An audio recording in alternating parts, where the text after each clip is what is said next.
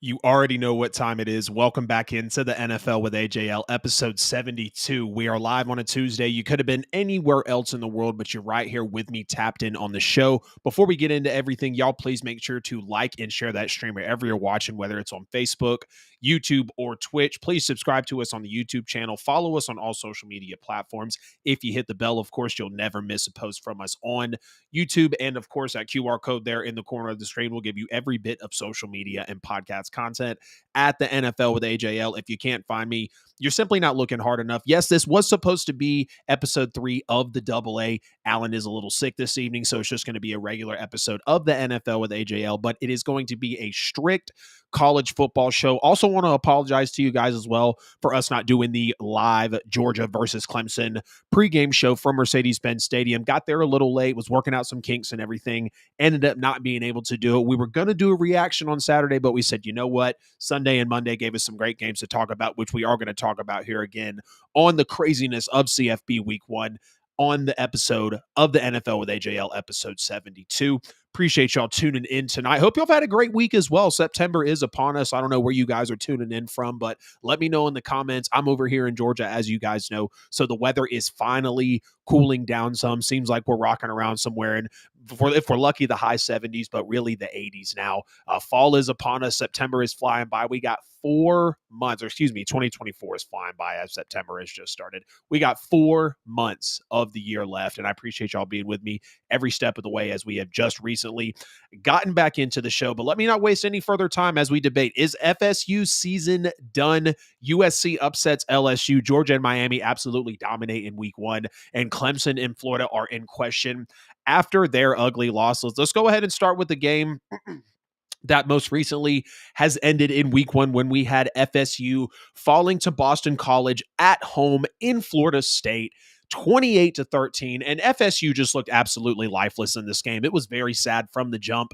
FSU had a 36% chance to make the playoffs entering this season, and after starting 0-2, it is now down to 1%. I believe they fell to somewhere around 16% once they lost to Georgia Tech in week 0 over an island, but I don't know what it was. There was something telling me that there was just a sneaky suspicion that FSU could possibly lose last night. They had the dual threat quarterback in Castellanos, the pressure to win this game at home in what felt like a trap game because it is an ACC matchup. Again, that dual threat quarterback, we saw what Haynes King did last week to Florida State with Georgia Tech. And after about halfway through the first quarter, I knew it. I saw the same things from the Georgia Tech game were showing in the FSU game as they hosted Boston College in week 1. You had DJU missing layups. You had a stale offense. They were getting gashed up the middle on the run all night long, and they'd already given up 50 yards rushing halfway through the first quarter. So I knew it was going to be a very long night for Florida State coming out of the gate. And a big question I kept asking myself is, why did Mike Norvell keep having DJU drop back? I understand that Boston College goes up 14-0 and then 21-6. But it was very clear that DJU has struggled this season, even though it's 2 games, and was struggling again in this game. 21 for 42, 1 touchdown, 1 interception. That was absolutely horrible. Bad form. Throwing off of his back foot with the pressure in his face from the blitz, and it was almost returned for a touchdown, which would have made it feel even worse. He was sacked 3 times in this game, and this was just extremely clear in this one as Boston College came with the different pressures, with the pass rush, that DJU could not pick up on a blitz, or really any blitz for that matter. The simple throws he was missing was really sad to see because it was slants, it was out routes, it was drags. You had him overthrowing people wide open in the end zone for touchdowns. And we know the offensive coordinator, Alex Atkins, has been suspended due to some NCAA violations, but they need him back ASAP. They're going to get him back after the Memphis game. And just speaking on DJU for a little bit, his career has been such a journey because he, comes in for Trevor Lawrence when he was hurt that 1 week and plays in prime time and absolutely wows everybody. And then Trevor Lawrence gets drafted, so he's supposed to be the guy. Doesn't really turn out that he is the guy to be that transcendental quarterback at Clemson with Dabo Swinney. You have Cade Klubnik come in and take his job, so he goes to Oregon State. He has Ollie Gordon the second behind him. He has a decently solid roster in Oregon State. It doesn't even muster a well enough season there. Now he's 2 games in with Florida State, and he is still showing some of the same mistakes from the Clemson days. So you hate to, have this be such a head scratcher for Florida State early on and actually wonder what's happening with the quarterback position. But you have to ask the question if they got it wrong on the quarterback, because DJU does not look good so far. And I see my boy Alan in the comments. I see you're going to be chiming with me on the Florida State. It's all good, man. Sorry you couldn't be back on tonight. Back to normal next episode. No worries at all. FSU season is toast. No defense, and the offense is in shambles. DJU looks lost. Totally agree with you. All those lost to the draft put a damper on our team, it seems. Not the squad we were hyped up to be. Couldn't agree with you more, dude. Yes, I hope you feel better as well, Alan. Babe, thank you for extending the love, as you always do, supporting in the comments. Appreciate everybody that's reached out and gave Taylor and I love as well, as we recently celebrate our new engagement. But it's just bad for DJU. And I keep asking myself, with Mike Norvell calling the plays, why does he still have DJU dropping back? FSU's trenches and their defense are really cooked 2 games into the season. They finally got 2.5 sacks on the defensive side of the ball on Castellanos, but they were absolutely destroyed yet again up the middle. 263 rushing yards. 3 players in this game, 2 running backs and the quarterback, had over 10 carries and over 70 rushing yards. They couldn't stop any type of run, and Boston College knew that immediately. Again, halfway through the first quarter, they knew what they were going to run. They knew last week when Georgia Tech absolutely gashed them with Haynes and Haynes runner at law, what they were going to be doing coming into this game. And they did it. They executed perfectly. They were 9 of 16 on third down, and Boston College just knew what they were going to do to Florida State really within the first few snaps of this game. Florida State, again, awful defense, allowing 9 of 16 to third down. They could not get off of the field on third down. And once you start to look into the offense as well, 3 straight 3-and-outs to start this game. DJU again struggling, missing wide open receivers for touchdowns, simple throws. FSU was 3 for 14 on third down, 7 penalties. They got doubled up in time of possession by Boston College. So at the end of the day, if they can't stop the run and they can't run the ball, they're cooked in the trenches. They're absolutely cooked in the trenches. Boston College's quarterback Castellanos actually overthrew a wide open touchdown and had a potential touchdown dropped on a wheel route on one of Boston College's first drives. So FSU could have easily lost worse than this. That's the sad part about it. We see the CFB top 25 come out today, and FSU is no longer in it. Unfortunately, it's rightfully so. So at this point in the season for FSU, Mike Norvell has to make a decision at quarterback. Let's start there with DJU. He has to be realistic with himself and be ready to make a decision at quarterback, because DJU is not it through two games. We're 17% of the way through the season. We only got 10 more games ahead of us, at least Florida State does. A lot of people just coming off of week 1 and playing their first games. But how many more games does DJU get to make these simple mistakes, getting to hinder this team and this offense? Now, I understand Mike Norvell some, blame to place as well. And again, Alex Atkins is missing, so they're going to see him come back into the picture after he serves his suspension. But if I'm Mike Norvell, DJU's got 1 game, maybe 2 more games to show me that he's got the tangibles to play at the high level he needs to play at, or I got to start looking elsewhere on the depth chart. And I'm not trying to be dramatic here, but this is FSU that cried and moaned so much about getting into the playoffs, and they now lost their last 3 games. If you even want to throw the Georgia game out, that's fine. FSU was double-digit favorites in both games that they've lost, convincingly losing both. Obviously, it was a better showing versus Georgia Tech, but it was pretty bad this week against Boston College. Boosters start calling for their money. Programs start to really get on edge when you're not performing. And Mike Norvell has to be honest with himself about the decision he has to make at quarterback. He also has to look at the defensive coordinator and Adam Fuller as well. His job has to be in question. Florida State cannot stop a nosebleed at this moment. And if they continue to not be able to protect the quarterback, not be able to get after the quarterback, and not be able to stop the run, Florida State's cooked. Their season's done. I think their season's already done, so let's go ahead and get into that. They're 0-2 right now. And the meat of their schedule is not even here. I have them losing to Notre Dame when the time comes. I have them losing to Miami, who looks like the best team in the ACC right now. I know we're only 1 week in, 2 losses in for Florida State.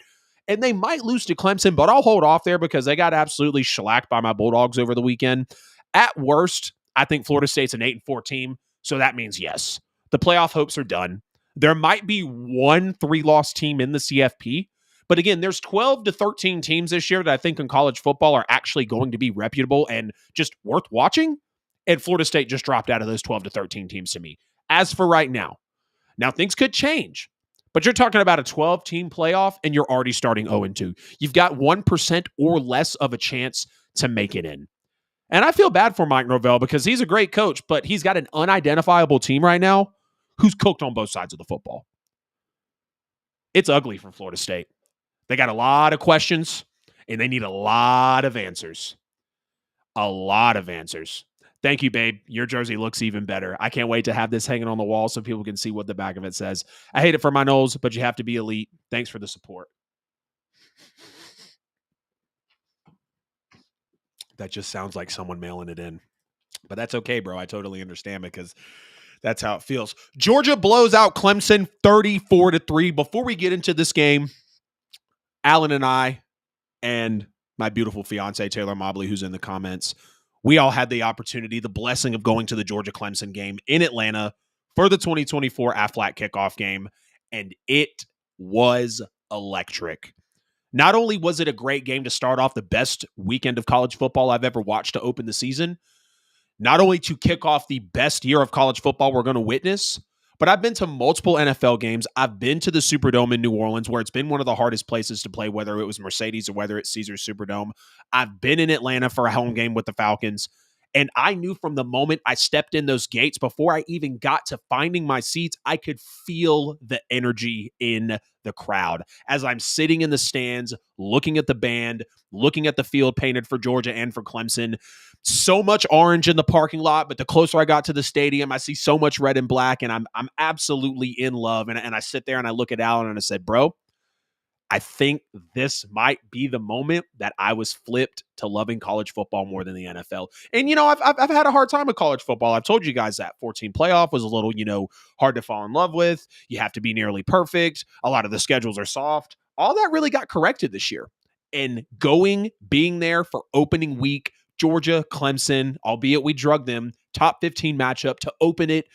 The crowd was electric. I'm already looking at the November 29th game for when Georgia plays Georgia Tech in Athens. I have to see Sanford Stadium. Again, apologize to you guys for not being able to have the pregame show, but we're bringing you a packed show tonight as we talk about week one, of the college football season.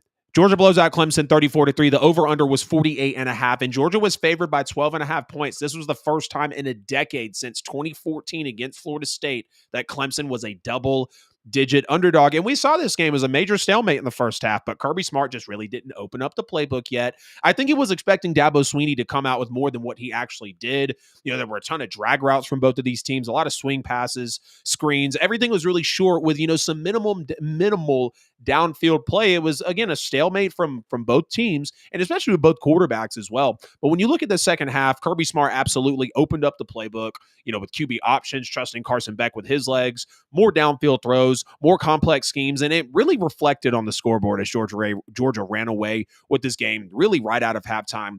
And when you look at the certain factors that could have played in for Clemson to actually beat Georgia, they could have done it because Georgia had an inexperienced running back room up until this point. It wasn't proven. And, it's really still not after just one game. ETN's suspension happens just a couple of minutes or really a couple of hours before the game actually kicks off. There was question marks in the secondary, especially with the safety position that was opposite of Malachi Starks, losing big-time receiving talent to the NFL with, Lad McConkey, Brock Bowers. And UGA absolutely shunned all of this.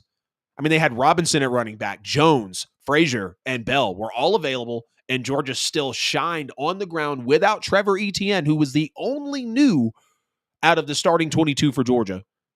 and showed a young and inexperienced running back room, or really proved to the media that it wasn't that, and absolutely shined. Frazier was the nation's second rated running back in the 2024 class per 24/7 Sports.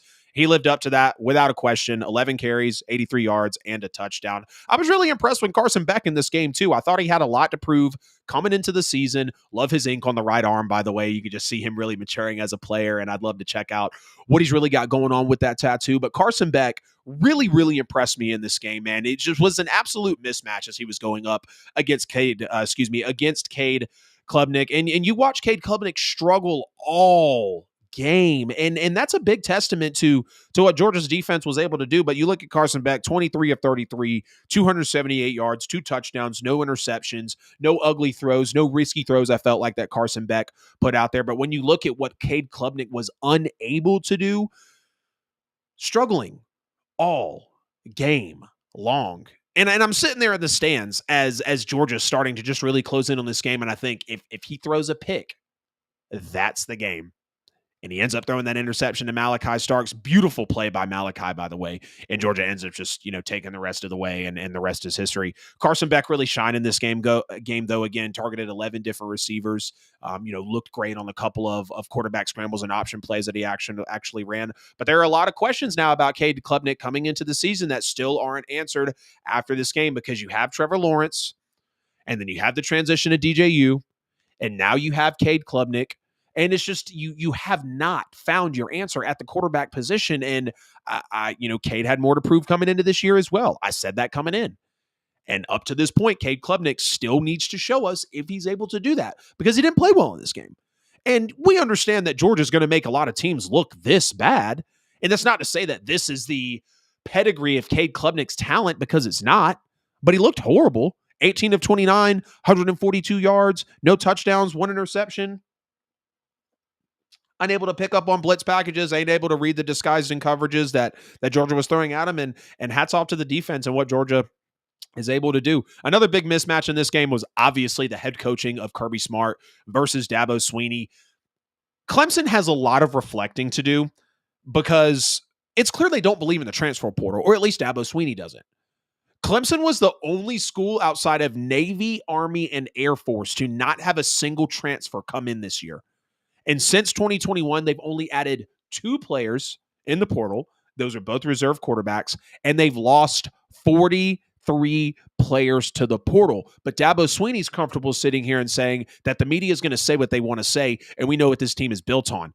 We know what your team is built on as well. Your fans just spent a ton of money to come to Atlanta and watch you guys kick a field goal. So it wasn't very, very good at all. And we understand that Dabo Swinney's never going to get fired because of what he's done for Clemson and the national championships and the pedigree and the talent that he's put out in that university.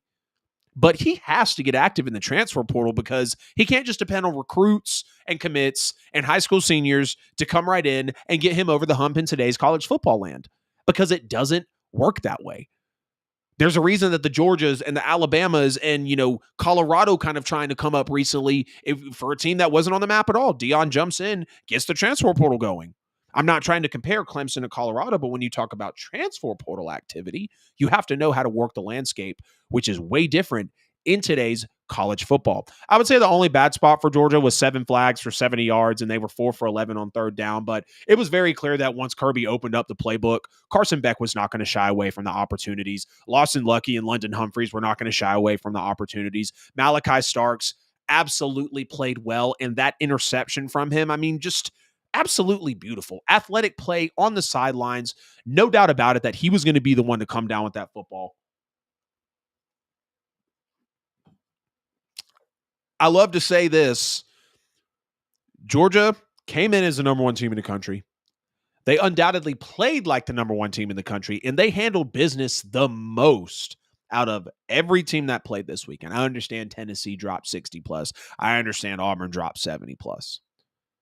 But we're talking about a top 15 matchup in a neutral site to open up the year when both quarterbacks still have things to prove. I understand Georgia's sporting the best coach in college football. I'm not going to deny that.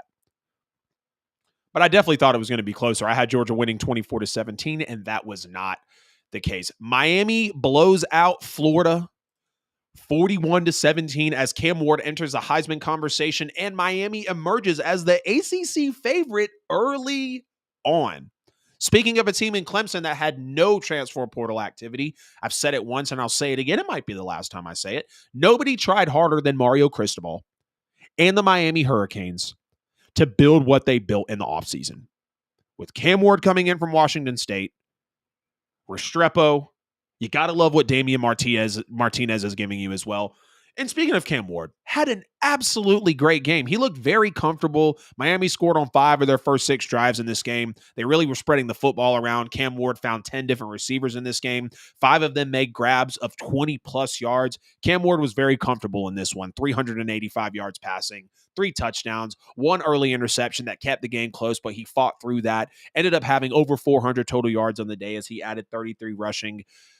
All with a new offensive coordinator, playing in the swamp to open up the season against the Florida Gators. And again, when he threw that interception early on in the game, which kept Florida in it, and he was still able to hang in this game, being the very hyped up transfer that he was, wondering if he was supposed to go to the NFL, ended up coming over to Miami, had a lot of noise around him in this one, a lot of reason to not play well. And he played extremely well, albeit it is against Florida, who's going to be bad this year, who has the toughest schedule in college football.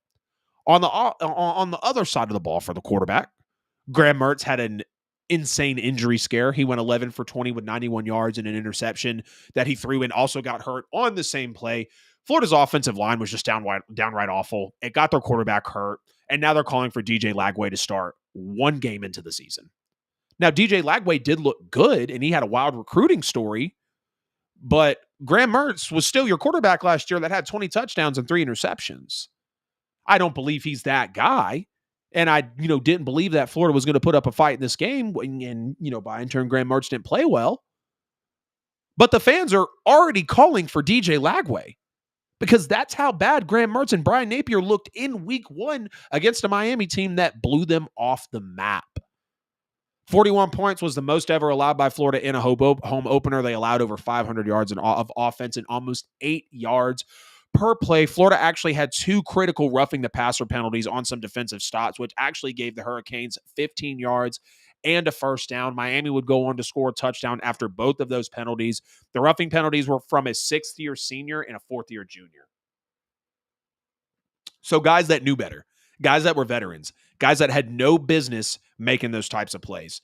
Florida had its streak of 35 straight winning home openers come to an end, losing for the first time to open the season at the Swamp since falling 24-19 to Ole Miss on September 6th of 1989. Florida also dropped its 6th straight game dating back to the 2023 season and fell to 11-15.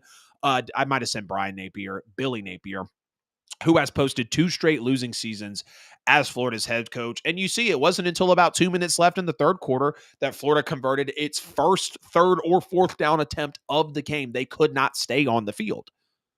Miami's defense kept getting Florida's defense off of the field, but by that time, they were down 38-10. The offense was just downright pitiful. And yes, they did have a running back break free for 71 yards on the touchdown run for the garbage time, and then they did have a garbage time touchdown in the fourth quarter.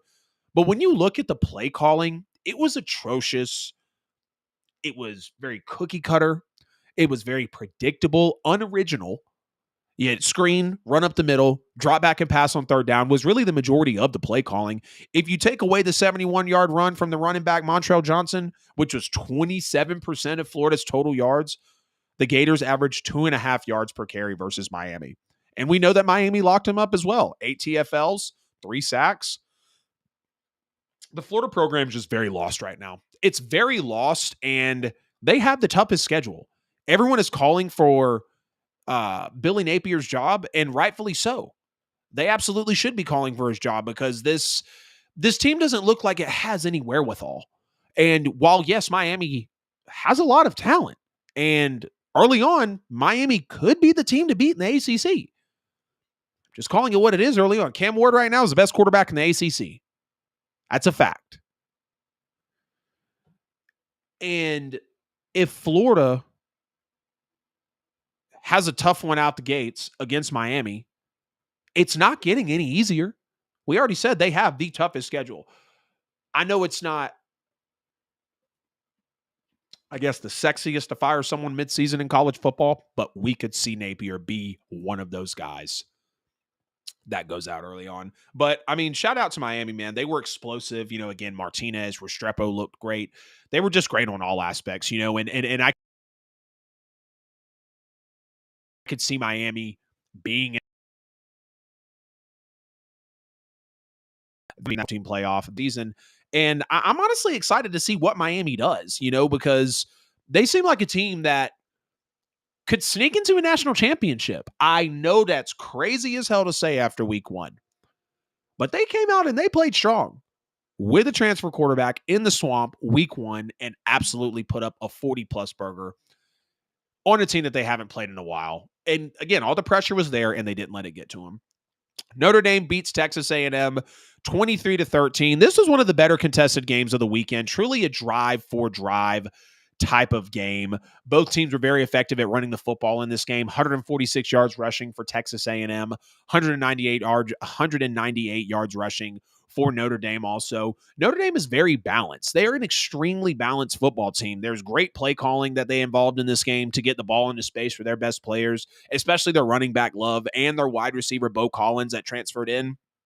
Riley Leonard played very confident, and he's a dual threat, big-bodied quarterback who can make big-time plays against their best. And, when you look against their best quarterback talent that they've had in recent years, there hasn't been any best quarterback talent in recent years. Riley Leonard clearly takes the cake, and that's a transfer coming in off of an injury out of Duke.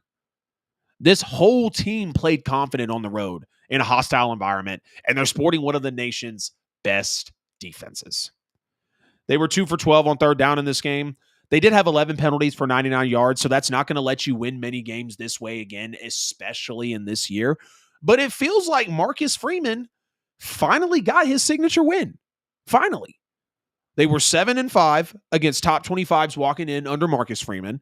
They were on the road in Kyle Field, one of the most hostile environments in college football.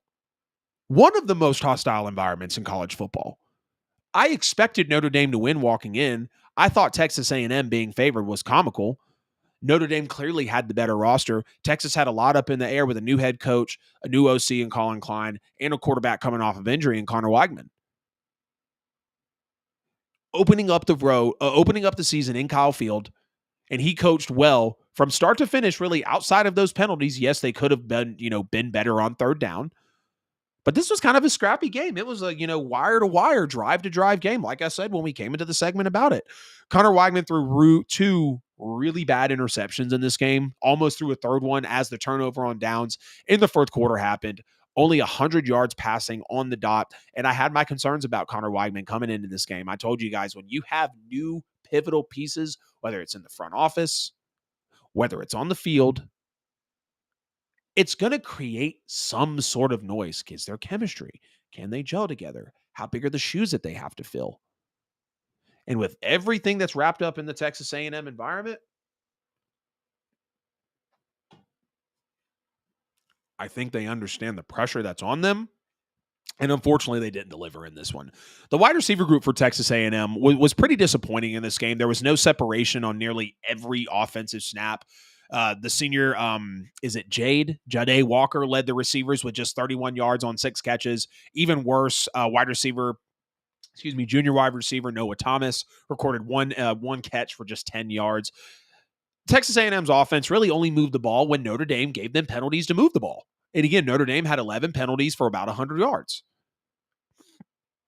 And that's going to help anyone move the football. I don't care how good or bad of a team you are. I don't care whether you're home, away, whatever situation surrounds that is going to help you move the ball down the field. I mean, it's that simple. Texas A&M secondary as well. It looked promising compared to years past. Now, last season's defensive issues started and ended in the secondary, and the cornerback rotation literally had no length. They had no speed. And overall, they just didn't have good players. They didn't have depth, really, at that position. Mike Elko goes into the portal, gets plenty of defensive backs, including the transfer from Kansas State, Will Lee III. Now, they did limit Riley Leonard to 158 yards passing and 2 pass breakups. But Lee the third actually almost had an interception. He led the team with 9 tackles, 8 solo tackles. He had half a sack, and he had a pass breakup. So, I'll give a shout out to Texas A&M for their secondary looking a little more promising, and for Texas A&M having that 4th down stop in this game that literally put Notre Dame short by an inch. Both of these teams have favorable schedules the rest of the way as well. I mean, Notre Dame could easily ride to an undefeated season, maybe 1 loss. It would be surprising if they lost 2. And Texas A&M could easily go 11-1 or 10-2 as well, as they have no big time games on their schedule, really. No Alabama, no Tennessee, no Georgia, no Ole Miss, no Oklahoma. They get Missouri at home, I'm pretty sure. And they get LSU at home as well. So even with this loss at home as number 20, Texas A&M, they've still got a favorable schedule along the way. And again, so does Notre Dame. Notre Dame doesn't have a hard schedule really at all. And with them being that independent school, there's no reason they really shouldn't have that 5th seed. Honestly, there's no reason that they shouldn't. But you got to give the props to Riley Leonard, man. You got to give the props to Marcus Freeman, Bo Collins as well. Love played well. It was just a good, solid game all the way around. And I had Notre Dame, winning this game as well. Maybe not by 10, but Notre Dame, as much as it, didn't want to feel like the comfortable pick, we saw what Georgia Tech did to Florida State. And as almost comfortably as I wanted to pick Boston College over Florida State came out and laid an absolute egg. Laid an absolute egg. I appreciate y'all tuning in so far to the NFL with AJL episode 72. Please make sure to like and share the stream wherever you may be watching. Subscribe on YouTube. Follow us on Facebook and Twitch as well.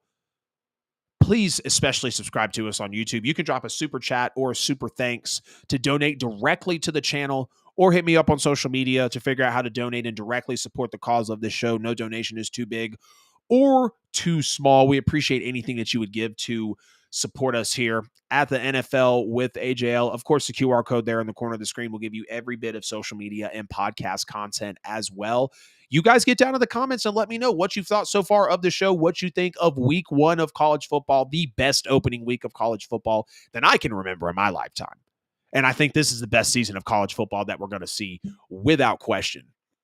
Very exciting. I'm loving covering the season so far. And we have some great games even coming up next week as well. As always, we're sponsored by Buy and Sell with AJL for all your worldwide professional real estate needs. Whether you're looking to buy a home, sell a home, or invest in real estate, Buy and Sell with AJL is the team that you need to be working with. Hit them up on social media at Buy and Sell with AJL to get on their exclusive monthly newsletter. And you can also get on their monthly neighborhood market reports as well that give you specific information on properties. If you're possibly eyeballing something for the future, looking to sell your home, looking to buy something else, if you're just curious about property values in the area, if you're wondering about actual market trends, this is the team that you need to be consulting with. And as always, we're sponsored by PrayStation Online with our newest collaboration to the show. At PrayStation Online is the best gaming and worship collab out there. Use code AJL at checkout or hit me up on social media at the NFL with AJL to get some amazing merch. You guys can see the hat right there. It represents the logo that's right here logo that's right there in the lower third. I love this brand, guys. Any piece of attire that you would want this logo on, hit me up. We can get it printed for you. We got a great partnership in the books with the podcast, and I'm just grateful to be able to promote this merchandise on the show. Last game we'll review here before we get out of episode 72 of the NFL with AJL. I guess you could call us the CFB with AJL as we start to cover this college football content intensely. USC upsets LSU 27-20, and you can even say that LSU choked away this game to USC 27-20. I was impressed with both defenses in the first half of this game, considering how both of them have been pretty bad lately. Both were among the worst last season and really had a tie ball game for most of the night. You look at USC over the last couple of years, if they would have had the type of defense that came out and played against LSU, on Sunday night, they probably would have had a national championship, at least one, in the Caleb Williams era. They bring in Danton Lynn. He does an absolutely great job against the LSU team that led the country in scoring last year at over 45 points a game. LSU poaches Mizzou's defensive coordinator because they knew that the way they played defense last year, no matter who was taking snaps, no matter who was on this roster, it was not going to be a recipe for success to go and win the college football national championship, especially when you have as much of a chance as you do with the 12-team playoff. D'Anton Lynn had an explosive offense and what we were expecting to be explosive at LSU to just 20 points. It was actually the first time that USC's defense held an opposing offense to 20 or fewer points for the first time since last September, so a year ago. Now, USC still did give up 421 yards, but LSU only averaged 6.6 yards per play, which is a major improvement from much of last season. 6.6 yards per play is still very high, but the fact that they were able to turn that around on those defensive aspects of the football is absolutely great. Tackling was much better as well. The run defense stepped up too. Now, LSU's defense gives up almost 400 yards just passing to USC as Miller Moss absolutely balls out. You know, we see Garrett Nussmeier on the other side as well, competing heavily with him, and he contributes to the 421 yards of offense that LSU put up in this game also. But, you know, LSU's defense did give up that crucial late game touchdown, and they allowed 12 completions from Miller Moss of 20 yards or more. So you're talking about 240 yards just off of 12 completions that Miller Moss had within the multiple passes he threw in this game. And, you know, respect to Lincoln Riley for letting Miller Moss air it out. After the Holiday Bowl with 6 touchdowns, everyone's been foaming out the mouth to know what Miller Moss truly has to offer. And he showed you in this game against LSU on the road, well, not on the road because it was a neutral site game in Vegas, but in a big stakes game, a very high stakes game, Miller Moss and Lincoln Riley came in and delivered. They, you know, and as we expected, both of these offenses came out firing on the opening drives, putting up points. Miller Moss and Garrett Nussmeier, or Nuss as the LSU Tiger fans are now calling him, both looked great to start this game. And we saw that Lincoln Riley versus that Brian Kelly offense. And, you know, big respect to both of the quarterbacks in this game, as Miller Moss and Garrett Nussmeier both had to sit behind the 2 most recent Heisman Trophy winners in Jaden Daniels and Caleb Williams. And then they opened the season in a crazy neutral site game in Las Vegas where both of these offenses are still expected to be very high powered, and they deliver. I mean, Miller Moss was slinging the ball fearlessly. He is a gunslinger. He will throw the ball in any spot he can, and 9 times out of 10, it's going to get there, and it's going to be very accurate. Then you have Garrett Nussmeier on the other end, reading disguised coverages, checking plays at the line. It actually looks like my light just died, so I'm sorry, guys. That sucks. I thought it was actually charged up some. But Garrett Nussmeier was reading disguised coverages. He was checking plays at the line. So there were a lot of solid things that he was doing. And as you know, a guy who has sat behind Jaden Daniels and sat in that Brian Kelly offense and waited his turn, really paid his dues, as they were saying on the program, you know, a couple nights ago, or Sunday night, which one the game was. You gotta give respect to both of these guys. Miller Moss is very poised in this game on a lot of drives, later in drives on, you know, third down, on some second and longs, on later in the game when they scored the crucial go-ahead touchdown that really put the dagger in the hearts of LSU.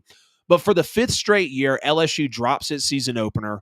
All 5 of those losses came at the hands of power conference opponents, and all in games where LSU was favored. The big question walking into this year and in this game was, after LSU lost Brian Thomas, Malik Neighbors, Jaden Daniels to the NFL, could they stay big time? Could they still have explosive plays? And it was most definitely missed in this game. You saw the lack of quarterback mobility that, you know, they were spoiled by with Jaden Daniels. And outside of Emory's 61 yards rushing, the run game was really non-existent behind what was dubbed as the country's best offensive line. Now, I'm not saying that needs to be reconsidered, because very well next year, both of those guys are going to go first round for LSU. But this team does have a new pressure of being explosive like the last season. And to finish it all off, I have respect for the passion and the anger that Brian Kelly is showing in this, because it's the same things that LSU was struggling with last year. Yet again, blowing a chance to win a game when they were in position to win it.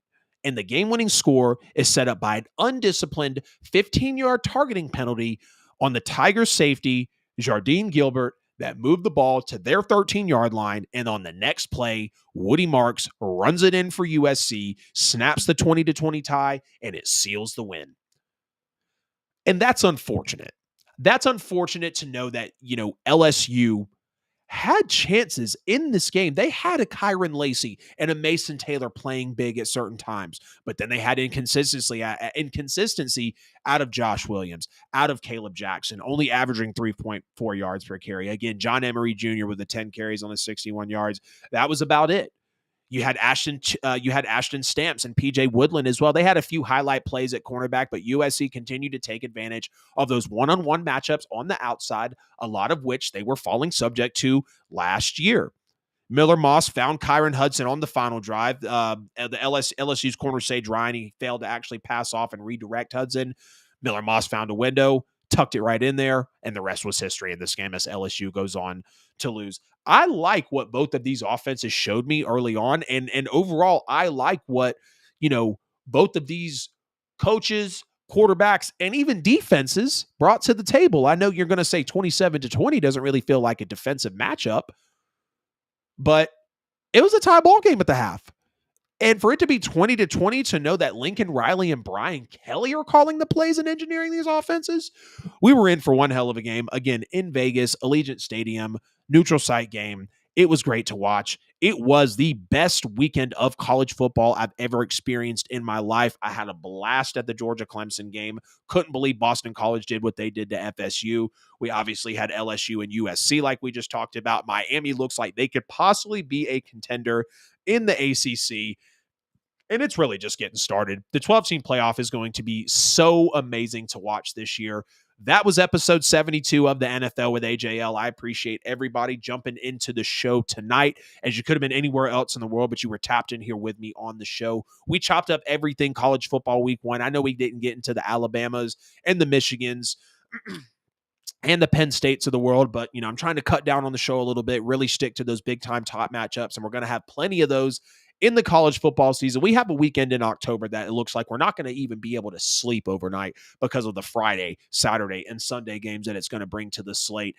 Please make sure you like and share the stream before we get out of here. Please subscribe to us on YouTube. If you'd be so generous to drop us a super chat or a super thanks to donate directly to the show, the QR code in the corner of the screen will give you every bit of social media and podcast content at the NFL with AJL.